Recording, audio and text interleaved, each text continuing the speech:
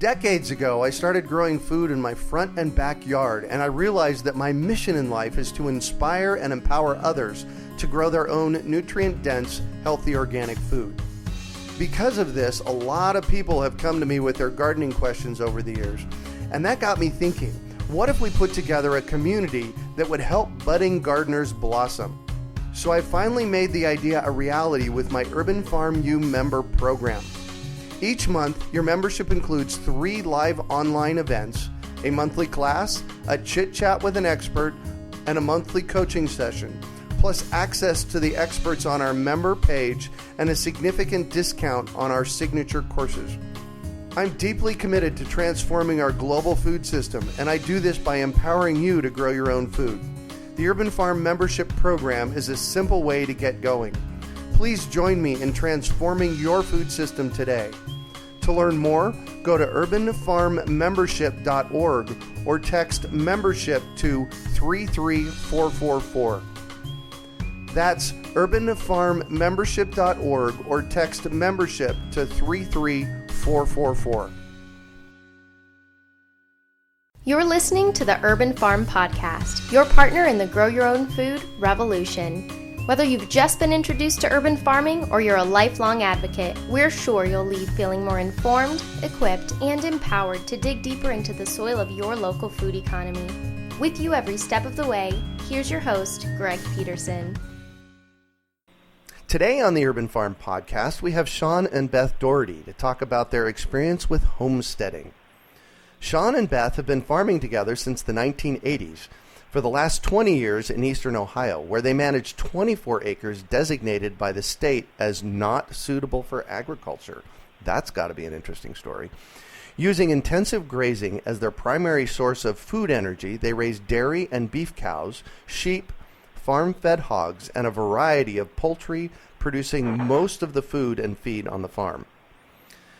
Concerned that farming is so often dependent upon multiple off-farm resources from feed, fuel, and fertilizer to water and electricity, their ongoing project is to identify and test the means by which farming was done for centuries with the minimum of off-farm inputs. Their research has led them to identify grass conversion, especially the daily conversion of grass into milk by dairy ruminants, as a key to whole farm sustainability, combined with the integrated nutrient feedbacks that are possible with a community of diverse animal and plant species, domestic and native. They're also the authors of The Independent Farmstead, Growing Soil, Biodiversity, and Nutrient-Dense Food with Grass-Fed Animals and Intensive Pasture Management. Hey, you guys lucked out. You got a foreword by Joel Salatin, and it's a Chelsea Green title. Congratulations on that, and welcome to the show.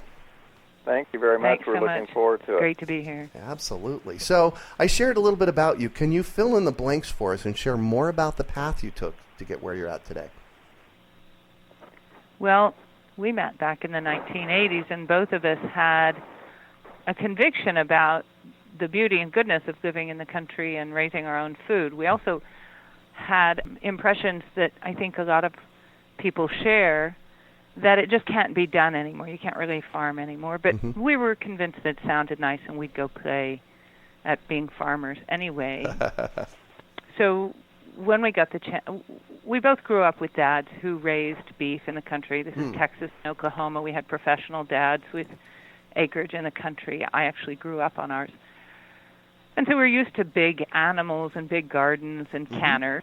I tell people sometimes our only real advantage is we're not afraid of big animals or canners.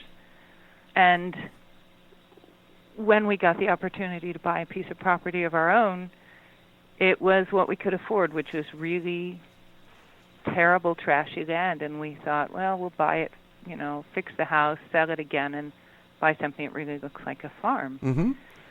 Only, having more time than cash, it was taking us a while to fix the house. And in the meantime, we couldn't even get into the woods. The briars were so bad, so we bought and tethered some goats, and we bought and put out some chickens.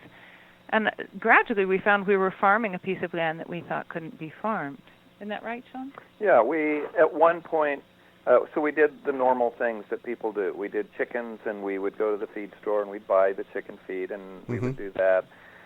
And then a neighbor of ours had pigs that he butchered himself, and he invited us to be a part of that. And so, again, conventional farming, and we did pigs with him, and that was kind of neat.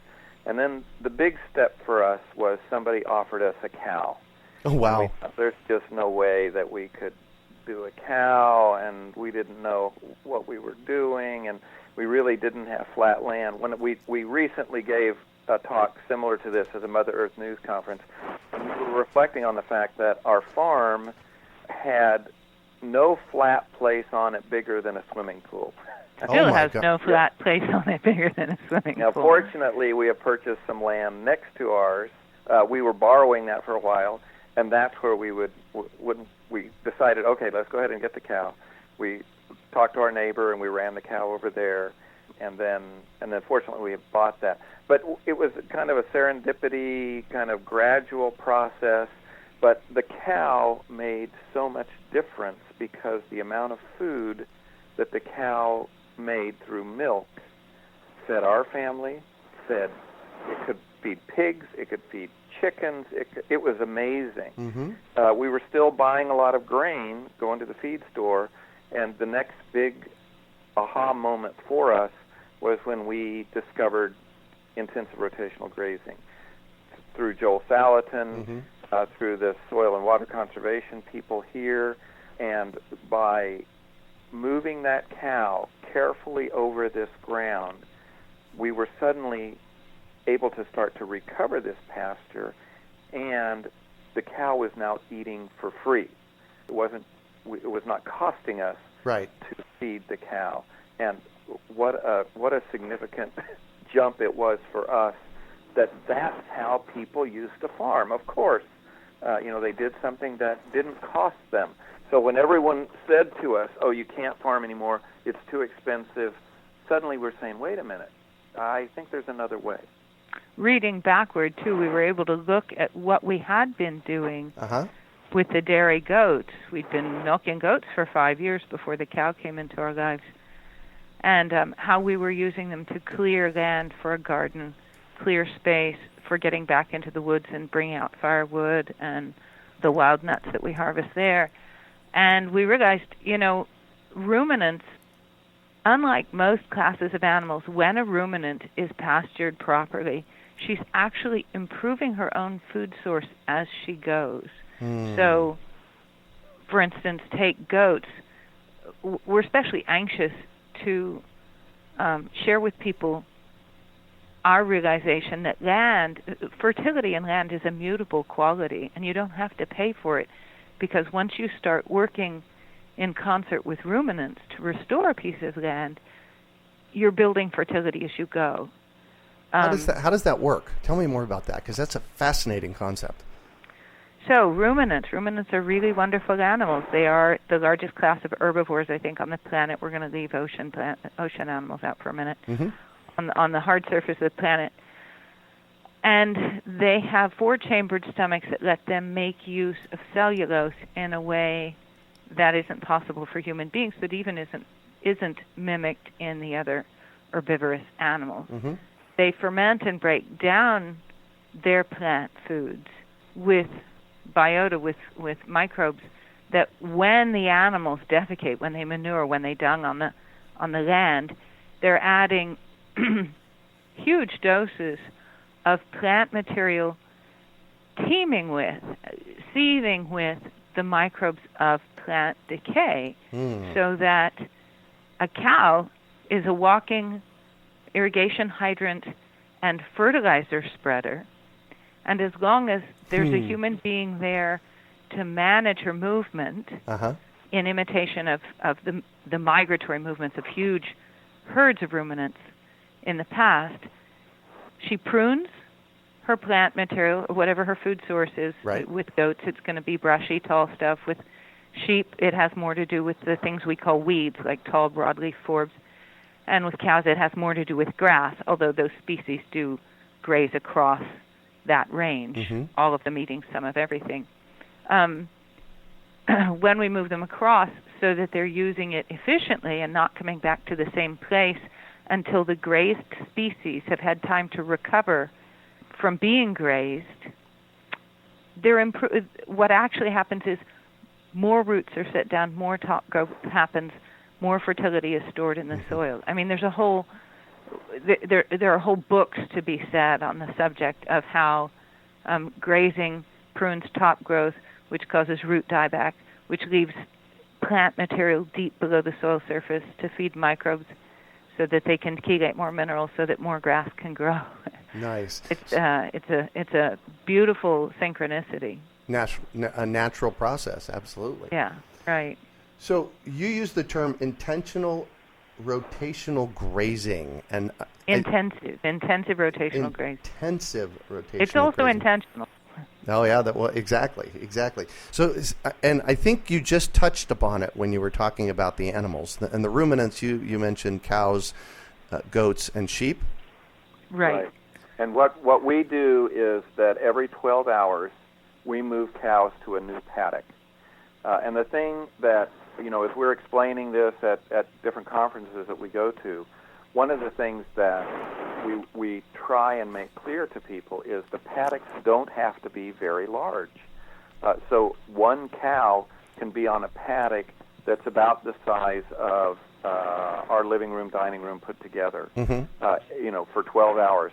So this has a lot to say to the urban farmers who are all, or the urban people who are all raising pasturing their John Deeres on their yard. Yeah. You could do an awful lot with not a very big, with an acre or two. You could easily run some goats or even potentially a cow. There would be some time when you'd have to supplement with hay, but used well, keeping that cow in a tight paddock and then moved every 12 hours, and then it won't get back to the same paddock, till 30 days later or 60 days later. That grass has had a chance to recover. We eventually, when we first started off with a cow, we didn't know about this. We turned our cow loose. She ate from wherever she wanted to, and it was, really bad on the pasture. Right. As soon as we started controlling where she could go, the pastures improved tremendously. And now we have hillsides that were rock, slate, just horrible, that are now pasture. Wow. In fact, calling anything that we started out with pasture is just that's fond delusion on our part. Actually, the land where we do most of our grazing, when we came in, it had been abandoned for some time by the people who owned it, who were actually our neighbors but getting elderly and couldn't manage it.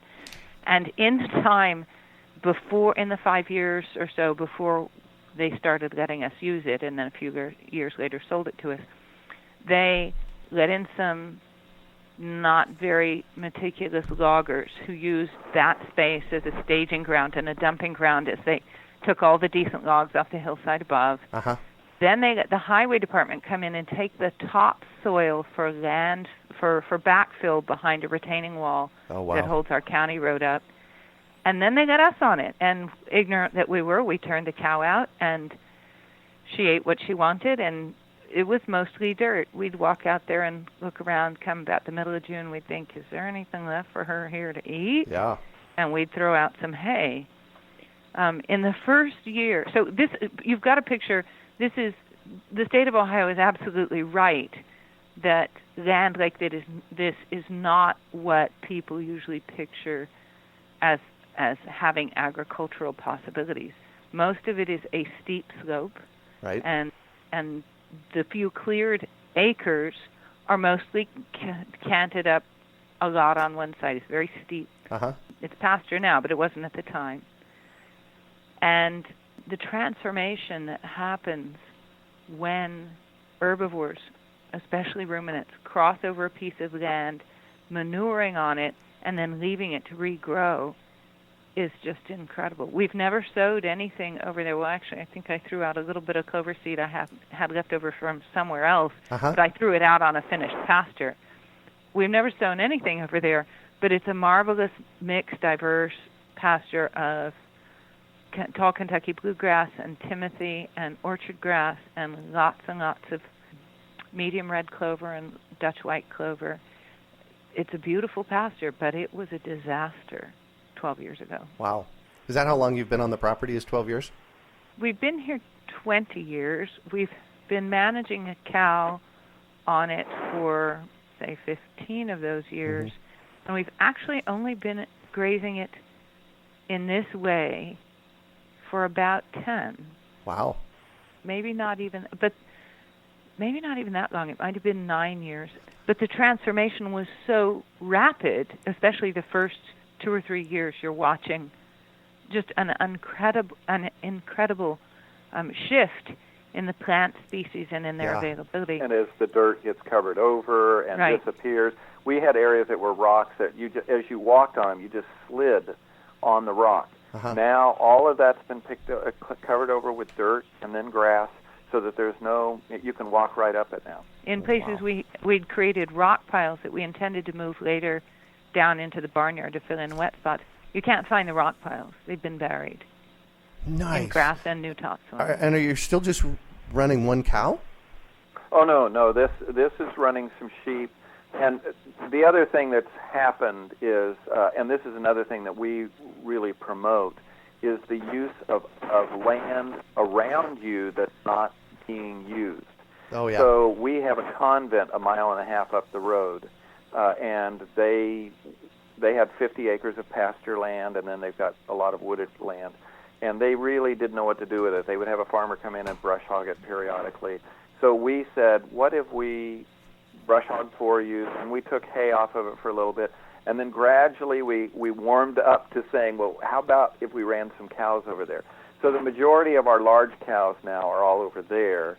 And then what we have on the home property are some sheep on the hillside, and then on the lower area we run our smaller cows. Our bucket calves, our weanling calves. Bucket cows. What's that mean? The young calves that have been taken off their mother. Oh, yeah.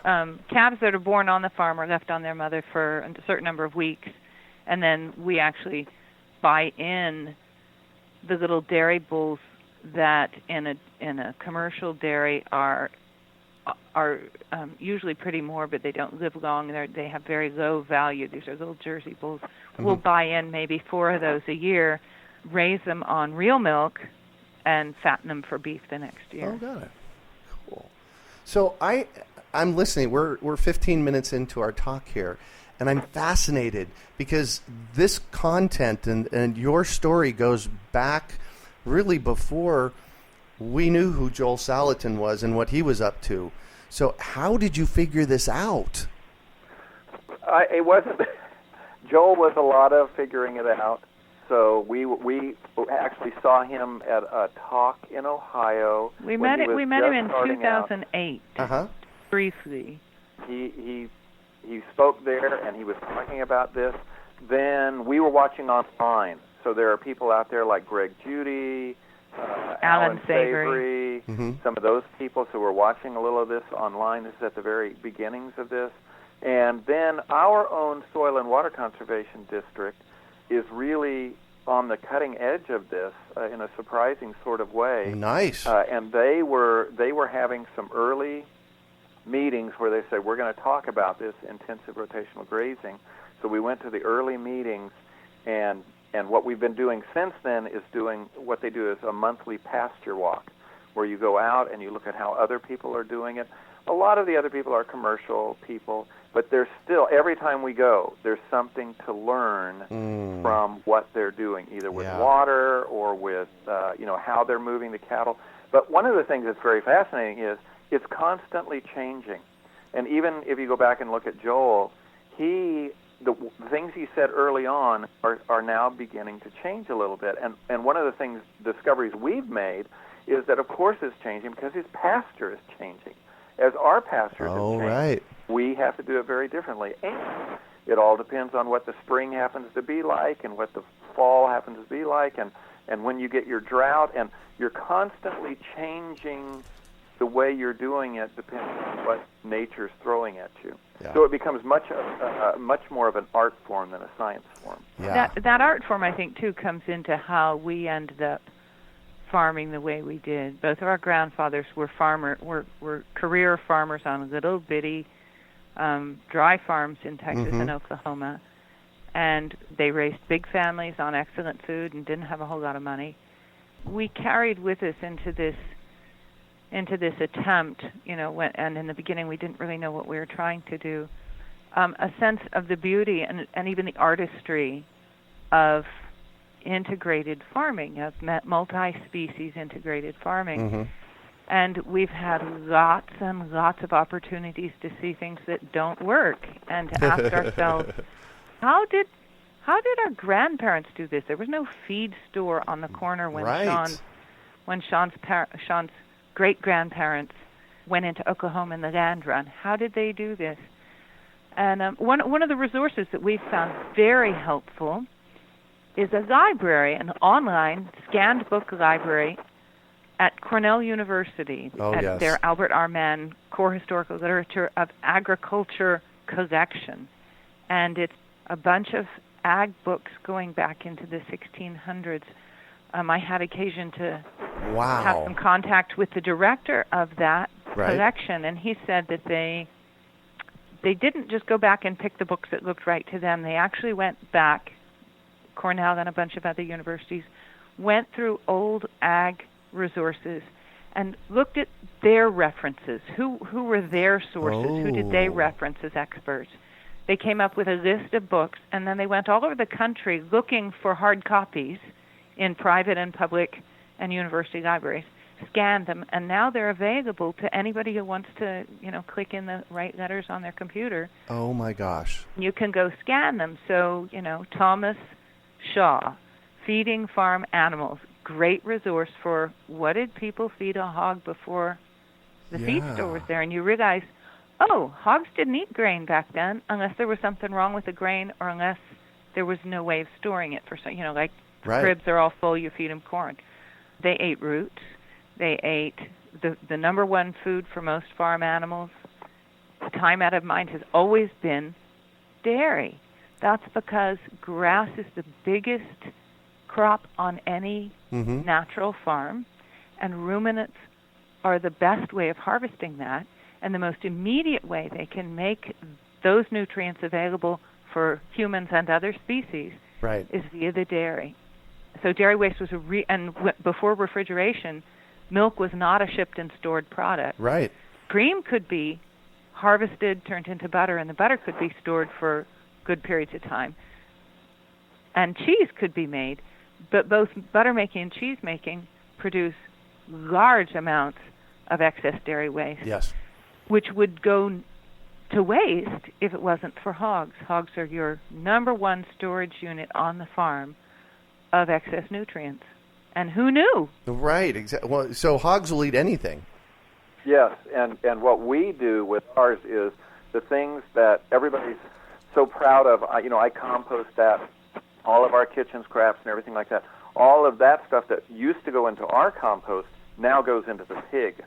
And then the pig composts it for us, so speeds up that whole process, and then we've got good manure and fertilizer ready to go onto the garden way faster than the compost ever could do it. Wow.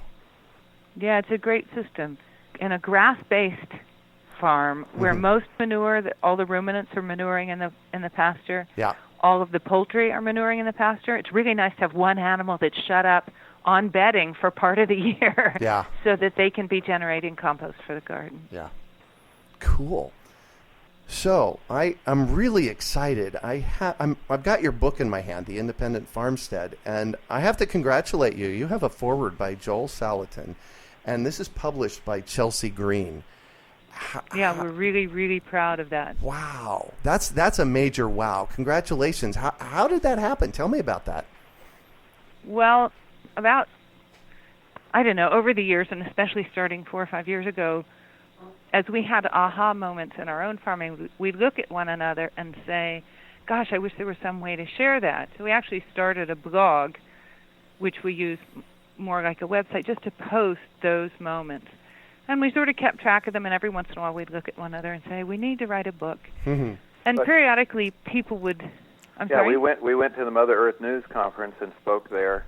And as we were talking about it, we were talking about feeding the farm from the farm and the things that we had learned. And one of the first questions out of one of the audience members was, "Where's the book?" So we thought, okay, we really do need to write this book. Yeah. And it would happen that people would contact us or put us in contact with third parties who would express a lot of discouragement that can sort of be summed up by the statement, it just costs too much to farm. But we never had any notion of there being an audience for a how-to book for what we do, partly because farming is so individual to the farm community and to the land it's on. Yeah. And partly because there aren't a whole lot of people beating down our door or even living within 100 miles of us that we know of that are saying, could you please give me a how-to book on how I can get up at 5 o'clock every morning and milk a cow? No failing, 365 days in the year. Yeah. So I left home for 3 days to take a course in artificial insemination of bovines. And I spent a lot of time sitting in a hotel room, and I wrote the first 3 chapters of a much more chatty book, trying to just relate in a cheerful, helpful way some of the things that we discovered over the years that made a difference, that actually were answers to those people who say, you just can't farm anymore because it's too expensive. Yeah. And we thought we'd start at the top. The best books, the books that we reference all the time, Elliot Coleman, Joel Salatin, were coming to us from Chelsea Green. So we thought, well, we'll start at the top of the list and we'll send out and we'll get rejections and eventually maybe somebody will pick it up. And we emailed in a proposal and they got back to us within 24 hours. Oh, my gosh. And they said, gosh, this looks like a great book and we think you could find a publisher for it and we think it'd be really good, but we actually want to know if you'd write a different book for us. We want you to write a much bigger book on your methods.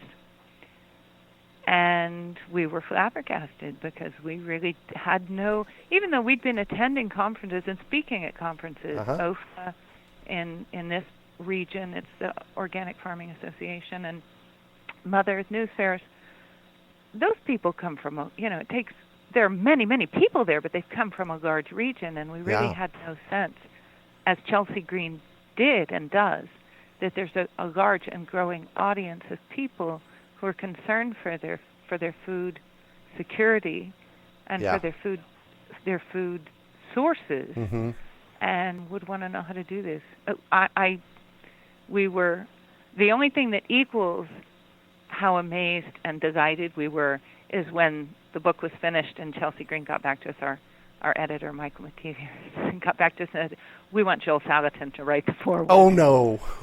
And I think we spent the next 2 days, about 3 or 4 times a day, we'd look at one another and just mouth at each other, Joel Salatin is writing our foreword. Wow. We've met him since and got on. We had a lovely conversation. I think we spent 2 hours over lunch. And we're just as delighted now as we were when we first learned that he was to write that foreword. Well, congratulations. That's thank you.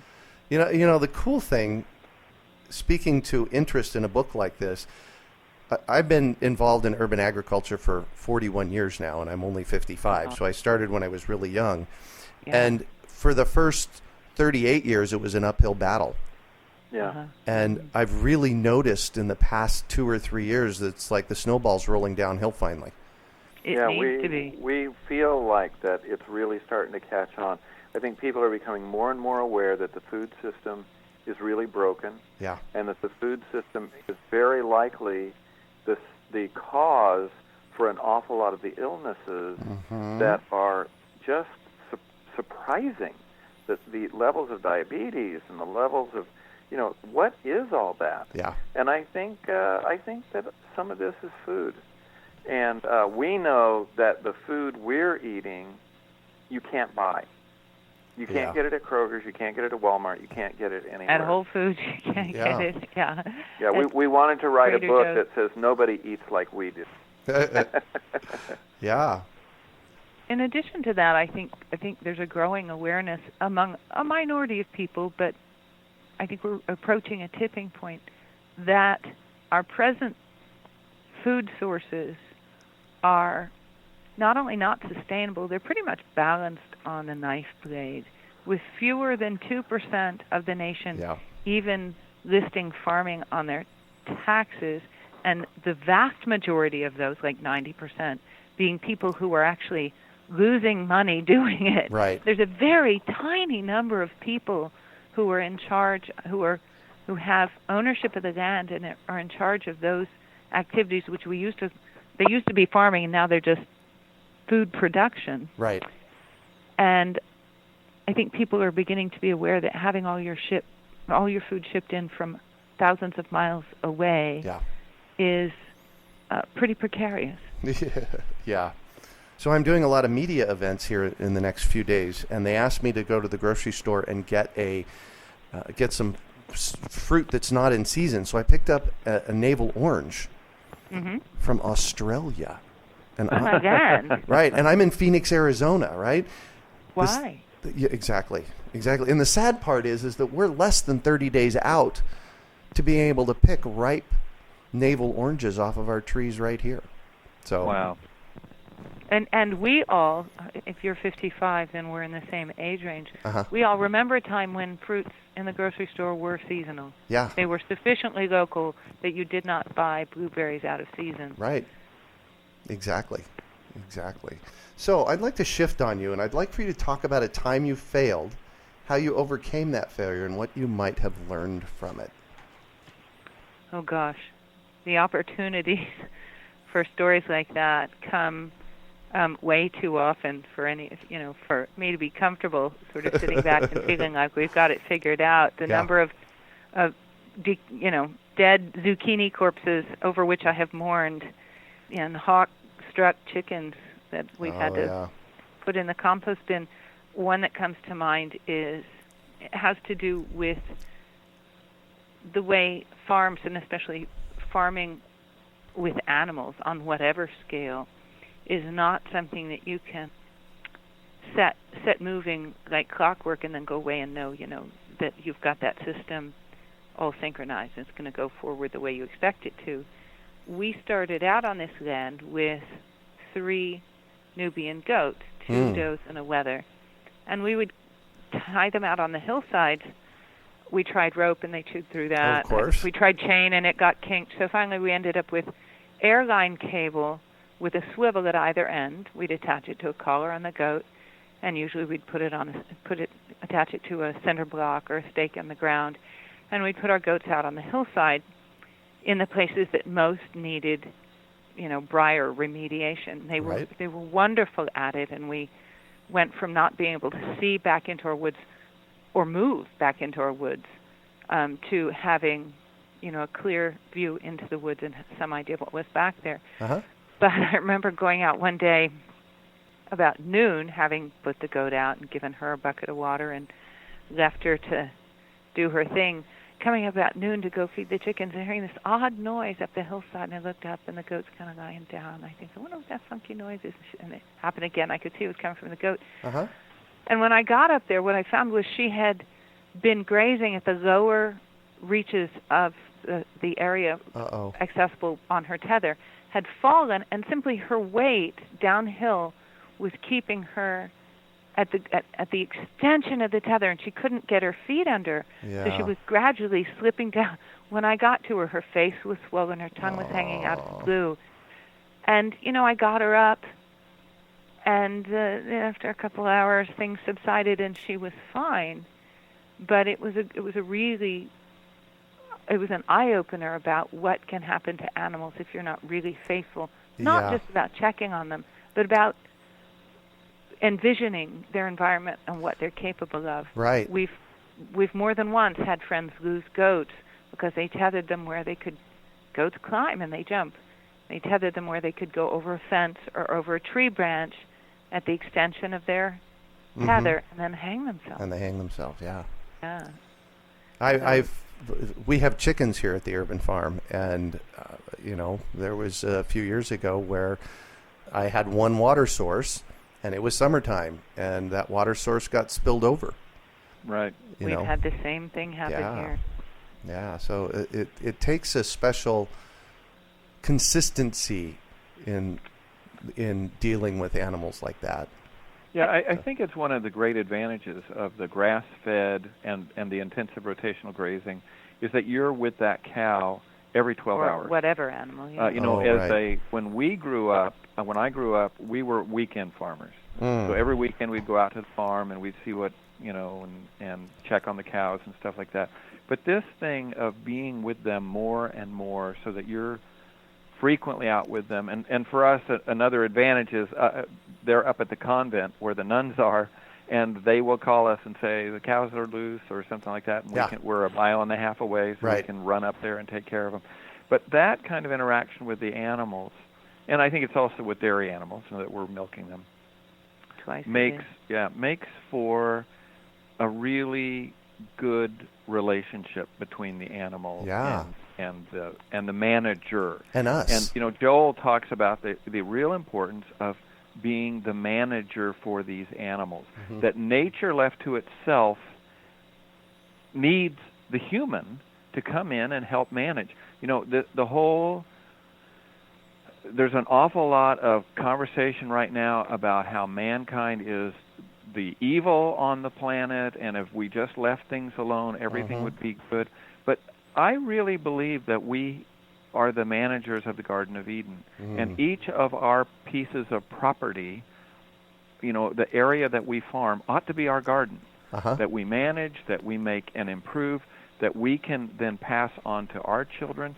And I know that the farming that we're doing, the land is improving, and that what we pass on to our kids is going to be way better than what we got when we first started off. As they do in Europe. And unfortunately, not the way that the conventional farming is happening. That land is being ruined. Unfortunately. Yeah, exactly. As we were kind of talking through the animal part, I realized what I wanted to ask you earlier, and that is, for those of us that live in urban areas, what kind of tactics, what kind of things can we do in this arena to, all right, let's say, reduce my chicken feed? Those are great questions. Yeah.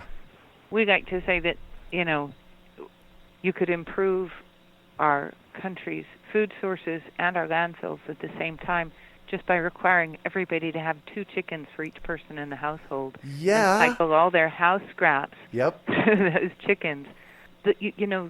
I've been keeping tabs on all the poultry flocks that I come in contact with, more than you might think, over the last number of years, because I'm noticing a decline in things like animal body weight and productivity and longevity.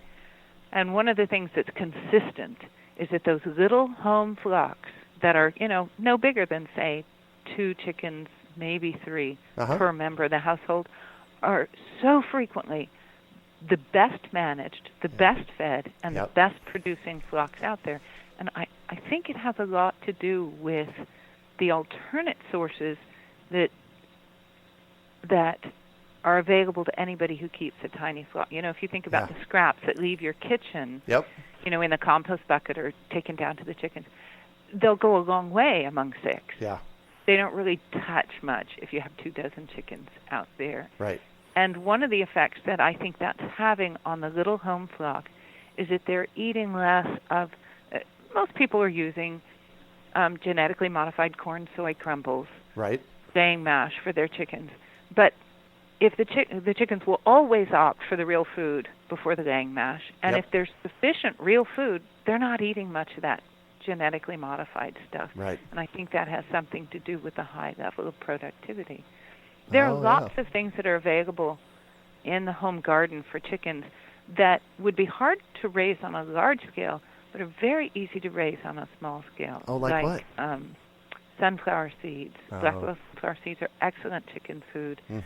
Field peas or any kind of beans, our chickens gobble them up and just love them. And even just pasturing.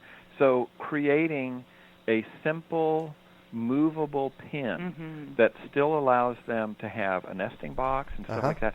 It can be made very simply, and you're moving those chickens around as opposed to, I mean, we've got both things. We've got a movable trailer up at the sisters, and then where we are at home, we have a permanent chicken coop. And all around that permanent chicken coop, that they really scratch it up and beat it up. But on the movable pens, they're only in it for a certain amount of time, in that area, and they just don't do the damage. And they're getting something from that grass. Oh, yeah. Not a lot of nutrition, but some. And they're fertilizing wherever they're going. You can always figure out where we last had the portable coop, which is a chicken house on wheels that we put electric netting around. You can always tell by where the darkest green spots are in the pasture. Right. And lawn clippings make just as good chicken food as our big pastures do. I mean, I think one of the things that the urban we're getting ready to develop maybe a second book or at least some talks. And one of the first things we want to do is get people to get rid of the model they have currently for what a farm should look like, or even in an urban setting, what a lawn should look like. Oh, yes. And a lawn that's pastured is not going to be the perfect lawn that a lawnmower does. Exactly. But it is going to be much healthier. Much more interesting. And it will be feeding you back, as opposed to just feeding John Deere or... Other foods for chickens, alternate foods for chickens. Who knew that one of the common household chicken foods was boiled potato peels? Well, households were generating lots of potato peels because that was the standard American food, and those there's a passage somewhere in Laura Ingalls Wilder, famous for her books for children, was actually the poster child for the Missouri State Extension poultry. She wrote columns on poultry. She wrote extension bulletins on poultry, and she was the #1 flocks woman in the state of Missouri. And I just remember a passage where she's talking about something else, and she refers to the fact that she's got potato peels boiling on the stove for the chickens. Nice. Winter squash make excellent chicken food. Yeah. The seeds are natural. They are a natural wormer, so you feed them and you get that side benefit. Isn't it just amazing? Meat's left over from the butcher. Yeah. Oh, yeah. Isn't it just amazing what nature brings? I mean, seeds that are natural dewormers. Yeah. Yeah, right. Not only that, Greg, they are ripe in the fall, right when you want to deworm your animals before they go into winter quarters. It's the synchronicity begs you to ask, is there a planner behind all this? Exactly. Not to get rid of this on you, but it does make you wonder, gosh, you'd think somebody had worked this thing out ahead of time. Exactly. Oh, well, thank you so much for those. That was amazing. So what do you consider your biggest success? We're so excited about how all of these elements work together. The cow to provide the food that's coming from the grass, and then the pig as the storage, and then the chicken as the cleanup crew that goes through and dethatches and cleans. Again, these are things that I think all farmers used to know. And we're so excited that we've been stumbling upon them and finding out how successful how these work together. And we want everybody to know so that they'll try and recreate it in their own small way. Yeah. Right. For us, the big success was when we realized that farming wasn't a matter of, if you can afford it, you buy a little place in the country where you can afford to keep chickens and pigs and maybe a ruminant or two and a big garden, but that the model of all civilized mankind up until 100 years ago was that the majority of people raised the majority of their food and did something else, but not the 40 hours, drudgery that an awful lot of people conceive, maybe not in the beginning, but after a while conceive their own work lives to be. Yeah. This farming based solely on the sunlight and rainfall that lands on a piece of land, which can be managed by humans with the help of the animals and plants that are native or domestic on that land.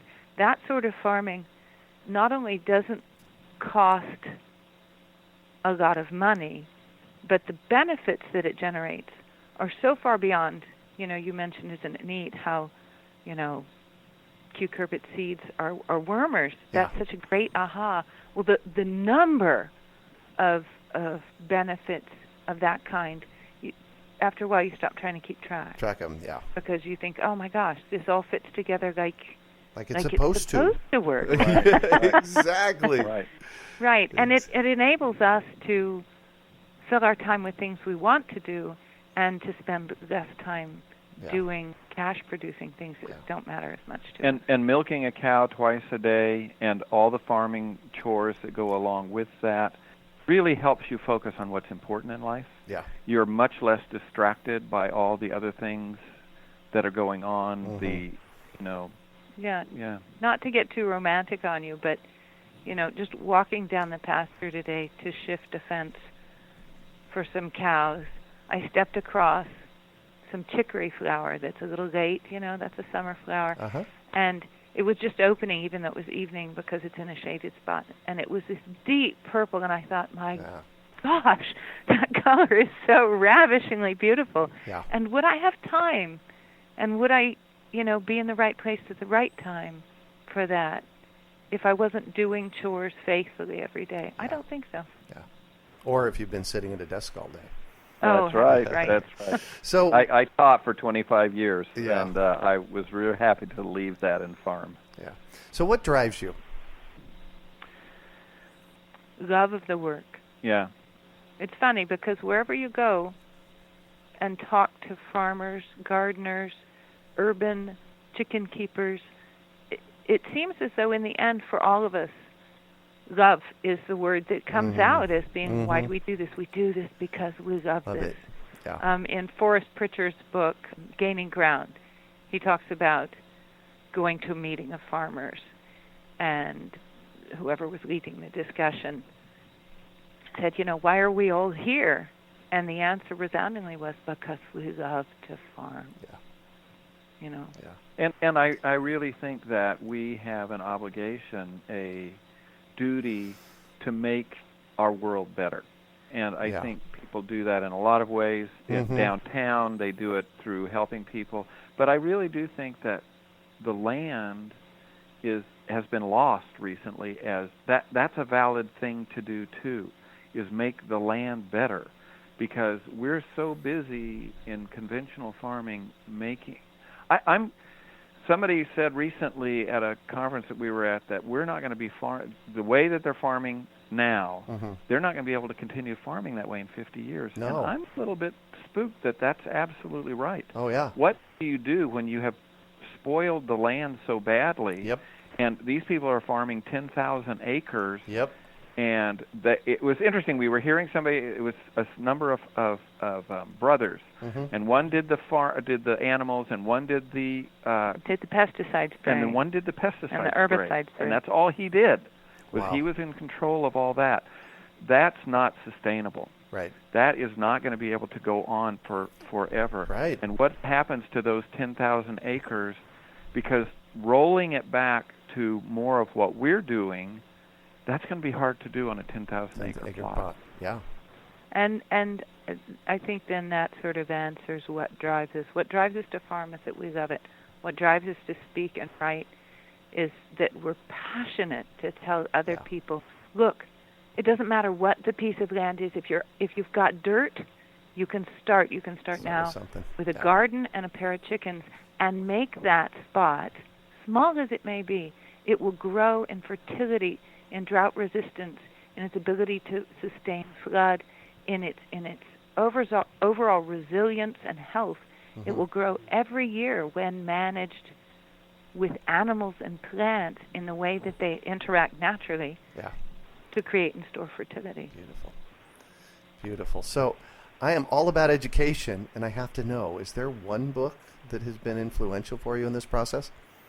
Well, everything that Wendell Berry ever wrote. Oh, gosh. Yeah. So we would say, just pick up any Wendell Berry and start reading it, and that is, he says it better than anybody does.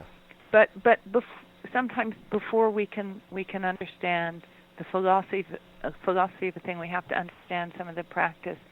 And I would say that the early books about intensive grazing, especially Joel Salatin's, two of his very early books, Pastured Poultry Profits and Salad Bar Beef, even though in an urban setting you're not looking at doing anything on the scale he's doing it, those books are so full of the encouragement that we got early in the intensive rotational grazing movement before.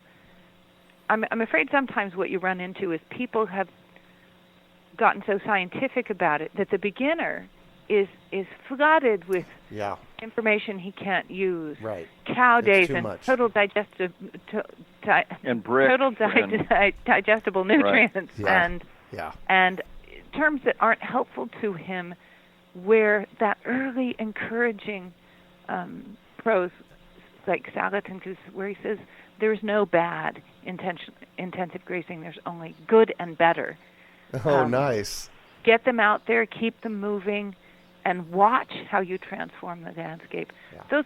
Those books are well worth checking out and reading and keeping on the bedstand. So and I'm big on TV and YouTube and stuff like that, but there are some really good YouTube things out there. Greg Judy's got some really good Comeback Farm video stuff. Then there's the Soil Carbon Cowboys or something like that. And beautiful is the TED Talk by Alan Savory on desertification. Oh yes. Whether you think global warming is real or is a lie made up by the liberal media or whatever you might think about it, just put that aside and think environmental degradation instead of global warming, and watch that movie. Yeah. And the Pope's book or the Pope's letter. On Care of Our Common Home is brilliant. Yeah, it's a really wonderful challenge. Cool. And I have to give a plug for Elliot Coleman. Yeah. Oh yes. Especially Four Season Gardening. Oh yes. Four Season Harvest, and Winter Harvest Handbook. Those are incredibly helpful books. Yeah. So, what one final piece of advice do you have for our listeners? My advice is always jump in. Jump in with kind of a reckless abandon. Don't worry about trying to learn everything before you do it. Just jump and let it's going to cost you a little bit of money to invest in some animals, and then some of them are going to die. Yep. But jump in and let that experience be your classroom. Learn from them. But the whole, I don't know if I should, I'm kind of hesitant. You got to get past that and just jump. Just go. And then related to that, I like to tell people, the farmers and the vets will use certain phrases like they'll say, you got animals, you're going to have problems, or you keep livestock, you're going to have dead stock. And that's actually much more encouraging than it sounds when you're looking down at your own dead animals. Right. But the step that needs to come after that, linked to Shawn's, sort of generous abandon, is I like to tell people this system works. Natural systems like grazing and rest cycles, like feeding natural foods to animals and expecting that in the end, despite the fact that maybe genetically right now they're not hardwired to thrive the way in a natural system, as you keep working with them, you're going to select for the better offspring. What you need to remember is this system works. So whatever disaster you're looking at, you need to believe in the system even more than you believe in the dead animal at your feet, or in the decaying zucchini squash, or the blight blackened tomatoes. Believe that the system works and keep trying. That's beautiful. Well, thank you so much for joining us on the show and sharing your experience with us today, Shawn and Beth. It has been a treat getting to chat with you. Well, it was a delight to share this and a delight to talk to you. It's been a huge pleasure. Thank you. So how can our listeners get a hold of you? We keep a blog, One Cow Revolution at WordPress. So onecowrevolution.wordpress.com will get you to our blog, where we post, not daily, but frequently, events, less just our daily events than our little aha moments about something that worked, or our low moment, something that's not working. Yeah. And that's usually a good way to get us. We respond to all comments. There aren't that many. So Perfect. if you really want to get hold of us, that's the a good best way to get us. Fantastic. Again, their book is The Independent Farmstead, Growing Soil, Biodiversity, and Nutrient-Dense Food with Grass-Fed Animals and Intensive Pasture Management. Again, thank you so much. And that's it for today. Thanks for joining us on the Urban Farm Podcast. Thanks so much, Greg. Thank you. Decades ago, I started growing food in my front and backyard, and I realized that my mission in life is to inspire and empower others to grow their own nutrient-dense, healthy organic food. Because of this, a lot of people have come to me with their gardening questions over the years, and that got me thinking, what if we put together a community that would help budding gardeners blossom? So I finally made the idea a reality with my Urban Farm U member program. Each month, your membership includes 3 live online events, a monthly class, a chit-chat with an expert, and a monthly coaching session, plus access to the experts on our member page and a significant discount on our signature courses. I'm deeply committed to transforming our global food system, and I do this by empowering you to grow your own food. The Urban Farm membership program is a simple way to get going. Please join me in transforming your food system today. To learn more, go to urbanfarmmembership.org or text membership to 33444. That's urbanfarmmembership.org or text membership to 33444. We hope you enjoyed today's episode of the Urban Farm Podcast. Remember to listen 3 days a week for tips, advice, and resources to help you on your journey with urban farming. You can find us on the web at urbanfarm.org or send us an email to podcast@urbanfarm.org. In the words of Vincent van Gogh, great things are done by a series of small things brought together. Be encouraged that with each lesson learned and skill developed, you are one step closer in the direction of your dreams.